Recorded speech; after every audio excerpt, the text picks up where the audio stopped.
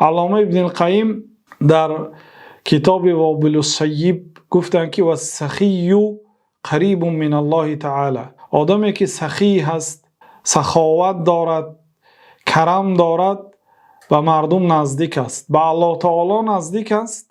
برای به هر یک صدقه به الله تعالی نزدیک میشه، چون که والصدقه تطفئ غضب الرب.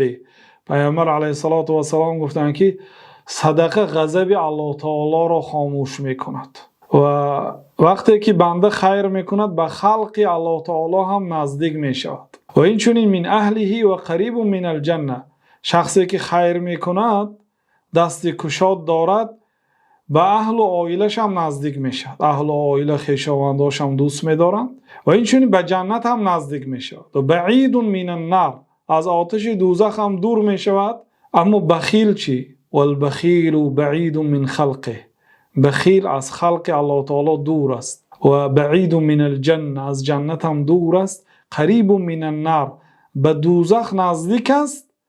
بعد گفتن که فجود الرجل یحببه الى افضاده، سخاوت مرد را به دشمنانش و آنهایی که ضد او هست محبوب میگرداند.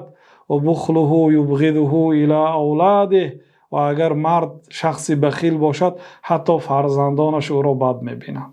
ببینید جمله بسیار پرمعنا است. ما اینه در بعضی انسان ها دیدیم. یک شیخ بودن بسیار صاحب سخاوت بودن و یک شیخ دیگر علم داشتن، ماتوریدی بودن، این شیخ را بد میدیدن. مقصد بیناشون حسد بود و میگفتن که او سلفی هست، عقیدهش نادرست است. گفته در بدایت طعنه میزدند. بعد روز در حرم نشستیم و برای من همون شیخی که پیشتر طعنه میکردن ستایش کردن.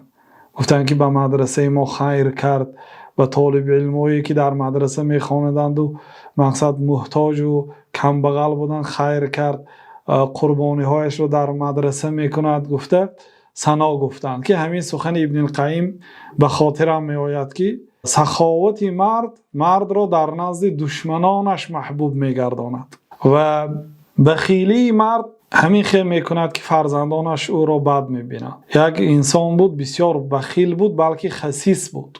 بخیل آن آدمی که به دیگرها خیر نمیکند، خسیس آن آدمی که برای خودش هم صرف نمیکند، برای فرزنداش هم صرف نمیکند. این خسیس است، از بخیل دیده بدتر است.